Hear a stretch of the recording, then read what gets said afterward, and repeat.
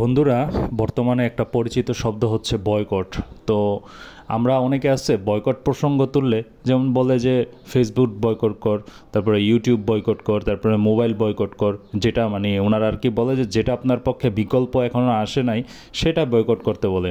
আরে ভাই, আপনার পক্ষে প্রথম অবস্থায় আপনি শুরু করেন যে যেটার বিকল্প আছে, যেটা সমাধান আছে, সহজ আছে, সেটা বয়কট দেওয়া শুরু করেন। পরে আস্তে আস্তে পরিধি বাড়াবো। যখন আমরা বিকল্প পাবো বা আমাদের মুসলিম বিশ্ব বিকল্প বের করবে বাজারে, তখন আস্তে আস্তে আমরা পুরোপুরি সবগুলার বিকল্প যখন পেয়ে যাবো তখন আস্তে আস্তে সবগুলো বয়কট করবো। আপাতত যেগুলা কমন আছে আমাদের বাজারে, যেগুলা বিকল্প আছে সেগুলো বয়কট করতে থাকি।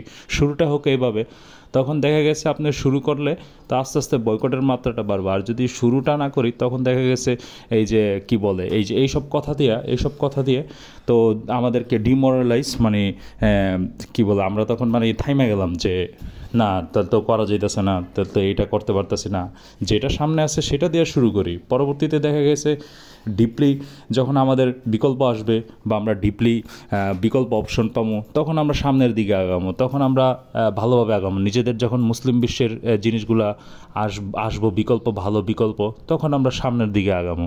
তো বন্ধুরা, যার যার জায়গা থেকে যতটুকু সম্ভব, যতটুকু সুযোগ আছে আমাদের, ততটুকু আমরা বয়কট শুরু করি। আমি বলতেছি না যে আপনি সব বয়কট শুরু করেন, সব কিছু শুরু করেন না। আগে আমরা মুসলিমরা সেই জায়গাগুলোতে যখন কি বলে দখল মানে আবিষ্কার করবো সেই জায়গাগুলা, তখন ওই জায়গাগুলা দিয়ে আমরা ওই জায়গাগুলো ধরতে সক্ষম হবো। তো বন্ধুরা, ভালো থাকবেন, সুস্থ থাকবেন, আমার জন্য দোয়া করবেন, আর আপনারাও যতটুকু সম্ভব বয়কট করতে থাকেন। তো বন্ধুরা, আজকে এ পর্যন্তই।